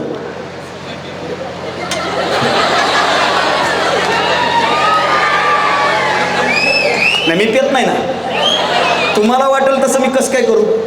त्यानं पाणी बॉटल मधलं पाणी प्यायला असं वर केलं. आता या पाणी बॉटलवर एक स्टिकर लावलंय, त्या स्टिकरवर लिहिलंय सनरिच. बरोबर, Sunrich packaged drinking water with mineral, a product of the Mundada foods. बरोबर, असं लिहिलंय याच्यावर. बरोबर, असंच लिहिलंय. बरोबर, काय लिहिलंय हे? सनरिच. त्यानं असं पाणी प्यायला सुरुवात करणार इतक्यात त्याला एक स्टिकर दिसलं. या स्टिकरवर लिहिलंय सनरिच आणि त्या स्टिकरवर लिहिलं होतं, या पाणी बॉटलमधलं पाणी हापशामध्ये टाका, जेणेकरून हापशातलं पाणी बाहेर निघेल. आपल्याकडे असतं ना, पाईपातला समोरून पाणी का टाकायचं म्हणजे पाणी फोर्स नाही, तर असते ना पद्धत. ग्रामीण भागात अशीच पद्धत असते ना. या पाणी बॉटलमधलं पाणी हापशात टाका, जेणेकरून हापशातलं पाणी बाहेर पडेल. त्याच्या मनामध्ये प्रश्न पडला की टाकावं का नाही टाकावं. जर पाणी टाकलं, पाणी नाही आलं तर हातातोंडाशी आलेला घास निघून जाईल. मग टाकावं का नाही टाकावं, टाकावं का नाही टाकावं, टाकावं का नाही टाकावं, to be or not to be, that is the question. जगावं की मरावं, हा एकच प्रश्न आहे. काय करावं त्याला काही कळेना. टाकावं नाही टाकावं, टाकावं नाही टाकावं. त्यानं अंतकरणाला विचारलं. माझ्याकडे बघा, त्यानं अंतकरणाला, स्वतःच्या मनाला विचारलं आणि स्वतःच्या मनानं सांगितलं, ए बाळा, वाळवंटात होतास, पाणी नव्हतं, झोपडी आहे, झोपडीत हापसा आहे, हापशाला पाणी नाही, पाणी बॉटल तुला भेटली, पाणी बॉटलमध्ये पाणी आहे, पाणी बॉटलवर एक स्टिकर लिहिलंय. जर लक्षात ठेव, वाळवंटातली झोपडी खरी आहे, झोपडीतला हापसा खरा आहे, हापशाच्या वरची पाणी बॉटल खरी आहे, पाणी बॉटलमधलं पाणी खरं आहे, तर त्याच्यावर लिहिलेली सूचना सुद्धा खरी आहे. विश्वास ठेव आणि विश्वासानं पाणी बॉटलमधलं पाणी हापशात टाक. त्यानं स्वतःच्या अंतर्मनाचा साध ऐकली. अंतर्मनानं सांगितलं होतं पाणी टाक, त्यानं अंतर्मनानं पाणी टाकलं, हापसा मारायला सुरुवात केली, पाणी आलं, भरपूर पाणी पिला. सूचना दुसरी होती की तुमचं पाणी पिऊन झाल्यास पाणी बॉटल जिथं होती तिथं ठेवून द्या. त्यानं पाणी बॉटल जिथं होती तिथं ठेवून दिली. तो वापस निघाला, झोपडीचा दरवाजा लावला, बराच दूर गेला आणि दूर गेल्याच्या नंतर त्याच्या लक्षात आलं, सर तुम्ही जे बोलत होतात त्याच्या लक्षात आलं की मी होतो, मी विश्वास ठेवला, पण उद्याची येणारी पिढी लिहिलेल्या सूचनांवर विश्वास ठेवणार नाही. तो परत आला आणि परत येऊन फक्त एक बदल केला की विश्वासानं या पाणी बॉटलमधलं पाणी हापशात टाका. तुमच्या आयुष्याची तहान भागल्याशिवाय राहणार नाही. पहिला विश्वास आपला स्वतःवर असला पाहिजे. तेव्हा आपल्याला आयुष्यामधलं करिअर सेट होतं. स्वतःवर विश्वास पाहिजे, पण विश्वास पाहिजे, ओव्हर कॉन्फिडन्स नसला पाहिजे. कॉन्फिडन्स पाहिजे पण ओव्हर गप बोलायची गरजच नसती काही काही ठिकाणी सर. ओव्हर कॉन्फिडन्स नाही, आपल्यावर कॉन्फिडन्स पाहिजे. पुढं बघा, पहिला विश्वास. आता हे मी जाहीर सांगत असतो, कोणाला पटल नाही पटल, हे आपलं बोलणं काही प्रभावी नाही मॅडम. मी माफी मागून बोलतो सर. तुमचं बोलणं, माझं बोलणं, मॅडमचं बोलणं, DSK सरचं बोलणं, हे बोलणं एवढं मनावर घेत नाहीत. हे आपलं आता ऐकणार, जाताना हुर करणार, निघून जाणार. माझा पुण्यामध्ये कार्यक्रम झाला कर्म रयत प्रबोधनीला. रयत प्रबोधनीचं व्याख्यान झालं माझं. आणि मी तिथं बोललो, ठरवा, पोस्ट काढा, असं काढा. एक जण असं करू लागलं, म्हणलंय ना, म्हणलं आता ह्याला दाखवितोच, म्हणलं आता पोस्टच काढतो, ह्यालाच सत्काराला बोलितो, म्हणला हे लय बोलू लागलं. पेटलं पेटलं पेटलं पेटलं पेटलं. मेसवर गेलं, थोडा उशीर झाला, मेस झाली बंद. मेसवाला म्हणला मेस बंद आहे, उद्या या. ह्याचं मेसवाल्याचं खालीवरी झालं, ह्याला जेवाय भेटलं नाही. रूमवर गेलं, रूम पार्टनर म्हणला अविनाश भारती काय म्हणला, जाऊ दे तिकडे, ते अविनाश भारती खड्यात, इथं पोटाला काय नाही, त्याला काय लागले बोलाय. संपलं आमचं बोलणं. आमचं बोलणं म्हणजे थोडा झटका आहे. आयुष्यात तुम्हाला यश मिळवायचंय ना, तर आग काळजातूनच लागली पाहिजे, तेव्हा तुम्हाला यश मिळेल, नाही तर यश मिळणार नाही. हे आमचं बोलणं काय. तुम्हाला मी एक उदाहरण देत असतो. इकडे बघा, तुम्हाला भैया इकडे बघ, तिकडं काय, इथं मी उभा आहे तिकडे बघा ना. त्या पुरी आले की त्या पुरीकडे बघायचे.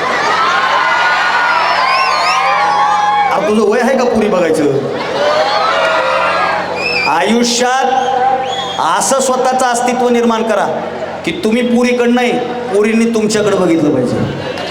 असं करिअर करा. चला पटलं. आता बघा माझ्याकडे, बघा आता माझ्याकडे बी बघा. उद्या मी गेल्यास म्हणताल कोण्या गावाचं होतं पाखरू, त्यापेक्षा आता पहा माझ्याकडे बघा. मी काय सांगतो तुम्हाला, कोंबडीचं अंड माहिती आहे, माहिती आहे ना. म्हणजे आमच्याकडे कोंबडी अंड देते. इकडं शबास. कोंबडीचं अंड 2 पद्धतीनं फुटतं रे, मन लावून ऐका. कोंबडीचं अंड 2 पद्धतीनं फुटतं. तुम्ही जर, मी माळकरी माणूस आहे बरं का, पण मी तरी हे बघण्यासाठी गेलो होतो. तुम्ही जर आमलेटच्या गाड्यावर गेलात तर आमलेटच्या गाड्यावर आमलेटवाला ते अंड बाहेरून फोडतं, असं बरोबर आहे की नाही. असं अंड धरतं, बाहेरून फोडतं, असं लगेच तव्यावर टाकतं, लगेच ते मीठ मिरचू न इज्जत देता टाकतं, असं लगेच असं गोळा करतं, हातात देतं. बरोबर बरोबर. कोंबडीचं अंड जेव्हा बाहेरून फुटतं, थांबायचे का, तुमचा फोन आलाय मला, या काय विशेष आहे का. 7:30 किंवा 7:40 घ्यायचं. हो, दुसऱ्या 20 मिनिटामध्ये मात्र मुलांचे सत्कार. बरं, आणि आपण घेऊ. ओके ओके हां ओके. सर असं म्हणले की 10 वाजेपर्यंत बोला सर.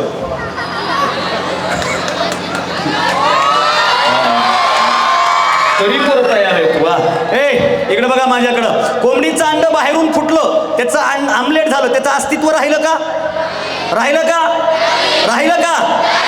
बाळांनो, कोंबडीचं अंड जेव्हा बाहेरून फुटतं तेव्हा त्याचं अस्तित्व निर्माण होत नाही. पण तेच कोंबडीचं अंड जेव्हा आतून फुटत असतं ना, नव्या जीवाला जन्म देत असतं आणि त्याचं अस्तित्व बरकरार होत असतं. आयुष्यात आपण आतून फुटून स्वतःचं अस्तित्व निर्माण करणं काळाची गरज आहे. ते तुम्ही कराल. हा पहिला आशावाद, पहिला विश्वास स्वतःवर. दुसरा विश्वास तुमचा DSK सरांवर असला पाहिजे. कोणावर? त्यांच्या सगळ्या स्टाफवर असला पाहिजे. आहे ना. तिसरी महत्वाची गोष्ट आहे, तुमचा सगळ्या लेकरांवर विश्वास पाहिजे आपल्या मायबापावर. कोणावर? चला माझा वेळ संपत आलाय. या आयुष्यात तुमचं कल्याण झाल्याच्या नंतर, माझ्याकडे बघा, तुम्हाला नोकरी लागल्याच्या नंतर, तुम्ही डॉक्टर झाल्याच्या नंतर, तुमच्या हॉस्पिटलचं ओपनिंग झाल्याच्या नंतर, तुम्ही इंजिनियर झाल्याच्या नंतर, गव्हर्नमेंट इंजिनियर म्हणून जॉईन झाल्याच्या नंतर, या जगामधले फक्त 3 लोक आनंदी होत असतात. 3 लोक. त्यातला पहिला व्यक्ती असतो आपला बाप, दुसरी व्यक्ती असते आपली माय, आणि तिसरी व्यक्ती असते आपले गुरु. यांच्या नंतर कुणी आनंदी होत नाही. हे 3 लोक सगळ्यात जास्त आनंदी होत असतात. बाळांनो, ही सगळी मंडळी स्टेजवर बसली. इकडे बघा, स्टेजवर बसण्यासाठी 3 गोष्टी लागतात. पहिली गोष्ट लागते सत्ता. काय लागते? पहिली गोष्ट लागते सत्ता. ज्याची सत्ता असते त्याला स्टेजवर बोलवलं जातं. पहिली गोष्ट लागते सत्ता. तिसरी गोष्ट लागते मालमत्ता. काय लागते? मालमत्ता. एक तर सत्ता असलेला माणूस स्टेजवर असतो, नाही तर मालमत्ता असलेला माणूस स्टेजवर असतो. पहिली गोष्ट लागते सत्ता, दुसरी गोष्ट लागते मालमत्ता, आणि तिसरी महत्वाची गोष्ट लागते. मग सत्ता असू, मालमत्ता असू नसू, काही फरक पडत नाही. सत्ता असली नसली काही फरक पडत नाही, मालमत्ता असली नसली काही फरक पडत नाही. जर तुम्हाला स्टेजवर यायचं असेल तर तिसरी महत्वाची गोष्ट लागते, ती म्हणजे गुणवत्ता. आणि जर तुमच्याकडे गुणवत्ता असेल तर तुमचाच सत्कार होत असतो. म्हणून या 3 गोष्टी आपल्या ताब्यात आल्या पाहिजे. 2 गोष्टींनी येणं कठीण आहे, पण गुणवत्ता कठीण नाही. म्हणून ते गुणवत्त व्हा. का गुणवंत व्हायचंय? संपला माझं भाषण, संपला माझा वेळ. माझ्याकडे बघा, इथं जे पालक आलेत ना, त्या पालकांसाठी यशस्वी व्हायचंय. मी महाराष्ट्रभर फिरतोय. सर, मगाशी आपलं बोलणं झालं, तुम्ही मला एक प्रश्न विचारला की व्याख्यान करत करत कीर्तनाकडे कसं काय, आणि मी म्हणलं दोन्ही आपलेच आहेत. आता मी कीर्तनकार आहे, वाटत नाही पण आहे. कीर्तनकार म्हणले की लोकांच्या डोक्यात 3 गोष्टी फिट आहेत. त्याची भली मोठी गाडी, बक्क्याची बक्क्या बॉडी, लांबलचक दाढी. गाडी तिकडं उभी आहे, बॉडी तुमच्या समोर उभी आहे. आता माझी दाढी मी ठेवायला लागलोय. आपली काडीवर माडी आहे, पण रोज खेडोपाडी जाऊन समाज प्रबोधन करत फिरतोय. आणि सर, मी या क्षेत्रात काम करतोय. मी पण अगोदर एका कॉलेजवर मॅडम मी लेक्चरर म्हणून काम करत होतो. मी MA MPhil आहे, मराठी विषय शिकवायचो. मला महिन्याचे 12,000 भेटायचे. मी ते सोडून दिलो. आता महिन्याचे 12 जरी केले तर वर्षाचं कवर होतं, एवढं बजेट असते. 12,000वर कुठं परेशान व्हा म्हणलं. मी माझ्या क्षेत्रात आलो. माझ्या क्षेत्रात येऊन माझं अस्तित्व निर्माण करण्याचा प्रयत्न केला. आणि मी हे सगळं करतोय. कोणासाठी करतोय? सर, एकाच माणसासाठी करतोय, आणि त्या माणसाचं नाव आहे माझा बाप. मी माझ्या बापाला भारी वाटावं म्हणून या क्षेत्रात आहे. बाळांनो, DSK सर इथं आहेत. DSK सरांनी क्लासेसला पूर्ण नाव दिलंय, दत्ता शंकर खेडकर. बरोबर आहे? DSK. मी आल्या म्हणलं DSK काय आहे? आम्ही त्या दिल दोस्ती दुनियादारीमध्ये बघितलं होतं DSP, पण ते DSP एवढा फेमस झाला, एवढा अहमदपूरमध्ये तुमचा DSK क्लास फेमस आहे. या DSK सरांनी स्वतःच्या बापाचा अल्फाबेट आपल्या नावामध्ये लावलाय. आपण आयुष्यात जे काही करायचंय ना बाळांनो, आयुष्यात जे काही करायचंय ना, आपल्या बापासाठी करायचंय. कोणासाठी करायचंय? कोणासाठी करायचंय? पोरींनो, तुम्हा सगळ्यांना सांग, नाही तुमची तर जिम्मेदारी जास्त आहे बरं का. आज तुझी 10वी झाल्या पाहुणे रावळे तुझ्या घरापुढे ये जा करतात बरं का, आणि लगेच म्हणतात पोरगी लग्न आली तिचं लग्न करा. तरी तुमचा बाप तुम्हाला यशस्वी करण्यासाठी प्रयत्न करतोय. बरेच जण म्हणतात पोरीला शिकून काय फायदा आहे, पगार तर तिकडल्याच घरी जाणार आहे. बरेच जण म्हणतात सगळं काही तिकडंच होणार आहे. पण बाप या कुठल्याच गोष्टीला मोजत नाही. बाप फक्त एकच विचार करतो, माझी पोरगी शिकली पाहिजे, प्रगतीच्या पथावर गेली पाहिजे, आपल्या बापाला आपल्यामुळे भारी वाटलं पाहिजे. याच्यासाठी उल्लेख झाला. झी टॉकीजला आतापर्यंत माझा आणि झी टॉकीजचा जवळजवळ 7 वर्षाचा कॉन्ट्रॅक्ट आहे. Zee Talkies, Sony Marathi, Star Pravah या सगळ्या चॅनलला मी त्यांच्या प्रोड्युसरसोबत वगैरे माझा कॉन्ट्रॅक्ट झालेला आहे. मी त्यांच्यासोबत काम करतो, महाराष्ट्रभर फिरतो. माझ्याकडे बघा, मला जे सांगायचं आहे ते, झी टॉकीजला माझा पहिला एपिसोड लागणार होता, माझं पहिलं भाषण लागणार होतं. काय लागणार होतं? झी टॉकीजला, झी टॉकीज चॅनलला माझं व्याख्यान लागणार होतं. गावातल्या मित्रांना वाटलं आपल्या मित्राचं कौतुक केलं पाहिजे. सर, माझ्या गावात बॅनर लागलं. आता बॅनर लावणं म्हणजे हे महाराष्ट्रभर बॅनर लागणं वेगळं, आपल्या गावात बॅनर लागणं हे लय कठीण. माझ्या गावात बॅनर लागलं, 20x20चा फ्लेक्स, मोठा लट माझा फोटो, पाठीमागं खाली माझ्या मित्रांचे फोटो, त्याच्यावर एक सुंदर डायलॉग, अविनाश भारती मित्रा, तुझं मनातून अभिनंदन, तुझ्याबद्दल आम्हाला अभिमान वाटतो. मित्र असतात, आणि लक्षात ठेवा पोरांनो, ज्या मित्राला मित्राची प्रगती पाहून आनंद होतो ना, आयुष्यात तोच खरा मित्र असतो, बाकीचा मित्र खरा नसतो. मी इथं आलो तेव्हा सरनी अनंत राऊतच्या ओळी म्हणल्या, दुःख अडवाय लावून बरे असा रका. अनंत राऊत आणि मी जिवलग मित्र आहेत. मी मित्राबद्दल बोलताना नेहमी सांगत असतो, आपण सगळे मित्राजवळ उभे आहेत. बरोबर आहे का नाही? प्रत्येक जण मित्राजवळ बसलंय. तुम्ही आपल्या आपल्या मैत्रिणी बघून बसलात. बरोबर आहे का नाही? मित्राजवळ बसलं, मैत्रिणीजवळ बसलं की कार्यक्रमात मजा येत असते. बरोबर आहे का नाही? आनंद येत असतो. बरोबर आहे? खरं आहे का नाही? पण मित्र कसा केला पाहिजे? माझ्याकडे बघा, मित्र चांगला असेल तर काय होत असतं. माझी एक ओळ इंस्टाग्रामला प्रचंड व्हायरल झाली, इतकी व्हायरल झाली की त्याच्यावर अनेक रील्स, अनेक डबिंग झाल्या. ती ओळ अशी होती की जगाच्या या बाजारात जरा जपून चाल मित्रा, जगाच्या या बाजारात जरा जपून चाल मित्रा, सांगताच येत नाही तोल कुठं जाईल किर मित्रा, तू सरळ मार्गाने चाल मित्रा, इथल्या वाटा वाकड्या आहेत, जागोजागी कोल्हे कुत्रे लांडग्याच्याच टेकड्या आहेत, तू ताठ मानेनं चाल मित्रा, इथं स्वभाव भित्रा भावत नाही, तू ताठ मानेनं चाल मित्रा, इथं स्वभाव भित्रा भावत नाही, आणि हातामध्ये खऱ्या मित्राचा हात असेल तर कुठलाच कुत्रा चावत नाही, कुठलाच कुत्रा चावत नाही, कुठलाच कुत्रा चावत नाही. फक्त मित्र त्या क्वालिटीचा करा, मित्र त्या पद्धतीचा करा. मित्र असा असा असला पाहिजे जो आपल्या प्रगतीवर घेऊन जाईल. सर, माझं बॅनर मित्रांनी चौकात लावलं. माझ्या गावातल्या एका माणसानं बॅनर बघितलं. माझ्या बापाचं बॅनर बघ. बापाला सांगितलं कुणीतरी जाऊन, तुझ्या पोराचं बॅनर लागलंय बघ चौकात. वडील म्हणले काय विषय? माहित नाही. माझ्या घरापासून माझ्या चौकातलं अंतर 2 किलोमीटरचं रे बाळांनो, 2 किलोमीटरचं. माझ्या वडिलांनी पायात चप्पल घातला. वडील चालत चालत चालत 2 किलोमीटर गेले. 2 किलोमीटर मोठा फ्लेक्स लागला होता. बाप माझा बॅनरकडे बघत होता. बापाचा कंठ सुकला होता, डोळ्यामध्ये पाणी आलं होतं. जाणारा येणारा खुनीत होता काय पाहता. आणि माझा बाप एकही शब्द न बोलता त्या लोकांना फक्त इशाऱ्यानं सांगत होता.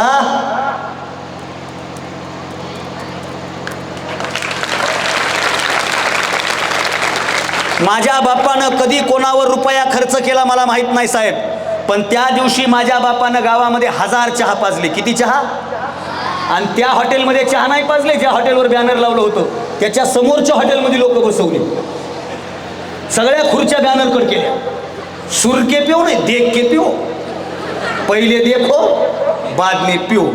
आणि बाळांनो, तुमच्यातला एखादा पोरगा जर चांगले मार्क घेऊन पास झाला आणि आदरणीय DSK सरांनी जर त्या पोराचं बॅनर चौकात लावलं, जसं या खिडकीच्या बाहेर बॅनर लागलेलं आहे, जसं इथं बॅनर लागलेलं आहे, बरोबर आहे ना? हेच बॅनर आहेत ना, लेकरांचे बॅनर लावलेले. असंच बॅनर येत्या परीक्षेमध्ये पास झालेल्या लेकराचं सर अहमदपूरच्या बसस्टँडवर लावतील, सावरकर चौकात लावतील, शिवाजी महाराजांच्या प्रतिमेच्या बाजूला लावतील, इथल्या चौकात लावतील, अहमदपूरच्या सगळ्या रोडला सगळ्या पोलला ते बॅनर लावतील. इकडं बघा, अहमदपूरमध्ये लावलेलं ते बॅनर, अहमदपूर मधला कोण माईचा लाल बगल मला माहित नाही, पण ज्या पोराचं बॅनर चौकात लागलं ना, त्याचा बाप दिवसातून 10 वेळा ते बॅनर बघितल्याशिवाय राहणार नाही आणि आतल्या आत आनंदी झाल्याशिवाय राहणार नाही. आणि आपल्याला यशस्वी फक्त त्याच्यासाठी व्हायचंय. तुमच्यातला एखादा पोरगा जर यशस्वी झाला ना, मॅम आता बोलताना म्हणत होत्या स्पर्धा परीक्षा करा. मॅडम, मी जाहीर सांगत असतो, जाहीर, यांच्यातलं एखादं पोरग जर पोलीस मध्ये गेलं ना, तर त्यांचा बाप अख्ख्या गावात हिंडतोय, नीट राहा गोळ्या घालील, नीट राहा गोळ्या घालील पोरग पोलीस मध्ये. आता तुमच्यातला एखादा पोरगा जर डॉक्टर झाला ना, अरे तुमच्यातला एखादा पोरगा MBBS ला सिलेक्ट जरी झाला ना, तर अख्ख्या गावामध्ये बाप पोरांना सांगत असतो, लोकांना सांगत असतो, 4-5 वर्ष फक्त माझा पोरगा एकदा पास होऊन येऊ द्या, गावातच दवाखाना टाकतो आणि एका बी पेशंटला बाहेर जाऊ देत नाही, माझा पोरगा डॉक्टर व्हायलाय. हा आनंद बापाच्या जीवनात असतो, हा आनंद बापाच्या जीवनात असतो. मी एक कार्यक्रम केला, महाराष्ट्र पोलीस करिअर अकॅडमी. माझा भाऊ DYSP असल्यामुळं मला त्या कार्यक्रमाला जाण्याचा योग आला. मी कार्यक्रमाला गेलो, महाराष्ट्र पोलीस करिअर अकॅडमीचा कार्यक्रम झाला. आणि त्यानंतर लातूर शहरामध्ये कर्मवीर स्पर्धा परीक्षा सेंटर आहे रमेश भारतींचं, त्या कार्यक्रमाला मी होतो. माझ्यासोबत विठ्ठल कांगणे होता, माझा मित्र आहे, विठ्ठल कांगणे होते, बरेच आमचे मित्र होते. पोरींनो, तुमच्यासाठी सांगतोय, माझ्याकडे मन लावून ऐका. लांबजना नावाचं गाव आहे, बरोबर आहे? निलंग्याला जात असताना, लातूरवरनं निलंग्याला जाताना लांबजना नावाचं गाव आहे. त्या लांबजना नावाच्या गावामध्ये एक शीतल नावाची मुलगी, ती PSI झाली होती साहेब. तिचा सत्कार कार्यक्रम आयोजित केला होता. आम्ही स्टेजवर बसलो होतो, बाप स्टेजवर आला, ती स्टेजवर आली. माहित नाही काय हार होता, हार. पोरीच्या गळ्यात कसा हार टाकावा, माझ्या अंगावर काटा आलाय. मी त्या बापाच्या गळ्यात हार टाकला. पोरीनं आम्हाला सेकहँड केला, PSI पोरगी, सगळ्यांच्या हातात हात दिला. तिनं आम्हाला सेकहँड केला आणि सेकहँड करून ती पोरगी स्टेजवरनं खाली उतरली. साधा माणूस, भोळा माणूस, ऐका रे, तो बाप नावाचा माणूस काय असतो, त्यानं स्टेजवरच्या सगळ्या माणसाच्या हातात हात दिला साहेब. आणि तिकडून एक पोरगा येत होता, त्या पोराचा हात धरला आणि असा कपाळाला लावला. बाळांनो, इमानदारीनं सांगू, आपल्या बापाचा हा भोळेपणा एक दिवस आपल्यामुळं स्टेजवर मिरवला पाहिजे, याच्यासाठी आयुष्यात यशस्वी व्हायचं दुसरं काहीच कारण नाही, काहीच कारण नाही. अरे आपल्या बापाला काय लोक बोलत नाहीत. तुम्ही इथं इन्स्टिट्यूटला ऍडमिशन घेतलंय, मी सांगतो, तुम्ही इन्स्टिट्यूटमध्ये आहात ना, तुमचा बाप गावात असेल, इथं काही मुलं हॉस्टेलला राहत असतील ना, तर त्यांच्या बापाला गावामध्ये डॉक्टरचा बाप म्हणून हाक मारतील, डॉक्टरचा बाप म्हणून. तुम्ही सुट्ट्यामध्ये शाळेत गेला, गावाकडे गेलात ना, तुम्हाला साहेब म्हणून हाक मारतील. आणि लक्षात ठेवा, आता ते हाक तुम्हाला साहेब म्हणून मारतात ना, ती हाक कौतुकाची नसते, ती उपहास असतो. एक दिवस तोच उपहास रियालिटीमध्ये बदलला पाहिजे, याच्यासाठी सगळ्यांनी यशस्वी व्हायचं. काय यशस्वी व्हायचं? ऑल द बेस्ट बघितला? ऑल द बेस्ट नाही, तो 3 इडियट्स बघितला का? 3 इडियट्स. ओढ घुमा सीडी बजा, सीडी बजा के बोल भैया ऑल इज शाबास. त्या 3 इडियट्स नावाच्या चित्रपटामध्ये आमिर खानचा डायलॉग आहे, कामयाबी के पीछे मत भागो, काबिल बनो, कामयाबी आपके पीछे आएगी. एक. आणि दुसरा, राजो रस्तोगी नावाचा पोरगा मेडिकल कॉलेजच्या डीनच्या ऑफिसमधून खाली उडी मारतो, बरोबर आहे. त्याला हॉस्पिटलमध्ये नेलं जातं. जीने जाने नाही देंगे तुझे, बरोबर आहे. त्याला हॉस्पिटलमध्ये टाकलेलं असतं. त्याला होशमध्ये आणण्यासाठी प्रयत्न सुरू असतात. ते काय हे सांग ते सांग ते सांग, इतक्यामध्ये त्याला होश येतो. आता सगळा चित्रपट सांगत नाही. हॉस्पिटलमध्ये टॅक्सी आलेली असते, बरोबर. सिस्टर म्हणते की टॅक्सी आपने बुलाइए. तो फरान नावाचा पोरगा म्हणतो हां. राजू म्हणतो नहीं मैंने बुलाइए. जाते जाते मैं तुझे घर पे ड्रॉप करूंगा, मैं इंटरव्यू के लिए जाऊंगा. क्यों ऐसा क्यों, तुम क्यों इंटरव्यू के लिए जाओगे, मैं क्यों नहीं आ रहा. झालं सर. हाँ, मैं क्यों नहीं इंटरव्यू के लिए आऊँगा, क्योंकि ये लेटर पढ़ने के बाद मुझे नहीं लगता तुम इंटरव्यू के लिए जाओगे. त्या आंद्रे इस्तेवालला पत्र पाठवलेलं असतं करीना कपूरनं आणि आमिर खाननं, बरोबर आहे. इकडं फरान नावाच्या पोराच्या घरामध्ये लॅपटॉप आणलेला असतो. बाप बाप बाप आपल्या बायकोला म्हणत असतो क्या लगता है पसंद आएगा जनाब को. आणि इतक्यामध्ये फरान येतो. क्या हुआ क्या हुआ क्या हुआ, आज तुम्हारा इंटरव्यू था क्यों नहीं गए. अब्बा मैं इंजीनियर नहीं बनना चाहता, मैं फोटोग्राफर बनना चाहता हूँ. अरे क्या कहता है कपूर साहब, क्या कहेंगे लोग, क्या कहेंगे, फाइनल ईयर में आकर छोड़ दिया कहेंगे. आणि तो पोरगा म्हणतो नहीं अब्बू, आप क्या सोचते हो इससे मुझे फर्क पड़ता है, कपूर साहब क्या सोचते हैं इससे मुझे फर्क नहीं पड़ता, मैं तो कपूर साहब का पहला नाम तक नहीं जानता. बापाला राग येतो. फिलॉसॉफी मार रहे हो, फिल्म देख कर आए हो. सोप्यावर जाऊन बाप बसतो. माय म्हणते जाने दो, परेशान है बेचारा, खुदा ना करे राजू जैसा कुछ गलत कर बैठा. बापाच्या समोर पोरगं गुडघ्यावर बसतं, खिशातून पाकिट काढतं आणि तो म्हणतो नहीं बाबू, मैं आपको मनाना चाहता हूँ, दिल से मनाना चाहता हूँ, क्योंकि एक रांचो ने आपकी और अम्मी की एक तस्वीर मेरे जेब में रखी है. और वो कहता है कि जब भी तेरे दिल में सुसाइड जैसा स्टूपिड ख्याल आएगा, उस वक्त सोचना कि पोस्टमार्टम की हुई बॉडी तेरे अम्मी और अब्बू के सामने आएगी तो ये हंसी कहाँ चली जाएगी. अब्बू, मैं आपके हंसी के लिए आपको मनाना चाहता हूँ, आपको तहदिल से मनाना चाहता हूँ. आणि पुढं ते पोरगं नंबर 1चं फोटोग्राफर होतं. ज्या पोराला बापाच्या चेहऱ्यावरलं हसू आणि आईच्या चेहऱ्यावरला आनंद जगता आला ना, तो पोरगा आयुष्यात यशस्वी झाल्याशिवाय राहत नाही. बाळांनो, तुम्ही तो यशस्वी व्हा या आशावादासह. सर, माझं जी टॉपिकला पहिला एपिसोड लागला, वडील घरी आले, एवढं सांगतो थांबतो. माझे वडील घरी आले, टीव्ही समोर बसले. मी टीव्हीवर दिसलो. माझे वडील असे टीव्हीच्या जवळ गेले रे. माझे वडील टीव्हीच्या जवळ गेले, गळ्यातला रुमाल काढला, टीव्ही पुसला, टीव्हीला हळद कुंकू लावलं, बरं का सर, टीव्हीला हळद कुंकू लावलं, अगरबत्ती ओवाळली, सोप्यावर येऊन बसले. कार्यक्रम संपला आणि मी वडिलांना विचारला, हो टीव्हीला हळद कुंकू कस काय, दसरा नाही, दिवाळी नाही, लक्ष्मीपूजन नाही, टीव्हीला हळद कुंकू कस काय. आणि माझ्या बापाचं वाक्य होतं, माझा बाप म्हणला येड्या, ह्या डबड्यात आतापर्यंत दुसरे हिरो बघितले, आज माझा हिरो डबड्यात गेला, म्हणून डबड्याला हळद कुंकू लावलं. आपल्या बापासाठी आपण हिरो असतो, आपल्यासाठी आपला बाप हिरो समजा आणि जगायला सुरुवात करा. एकदा स्टेजवरच्या सगळ्या मान्यवरांसाठी जोरात टाळ्या वाजवा. यानंतर विशेष टाळ्या वाजवा फोटोग्राफर व्हिडिओग्राफरसाठी, जोरात जोरात मला पाठवा बरं का. यानंतरच्या टाळ्या वाजवा साऊंड सिस्टम वाल्यासाठी, बढिया. यानंतर निवेदन करणाऱ्या सरांसाठी टाळ्या वाजवा, जोरात. यानंतर DSK सरांसाठी जोरात, त्यांच्या सगळ्या स्टाफसाठी जोरात, आपल्या पालकांसाठी जोरात. आता सगळे पोरं आणि सगळे पुरी ऐका, अगोदर पुरी टाळ्या वाजवा पोराईसाठी.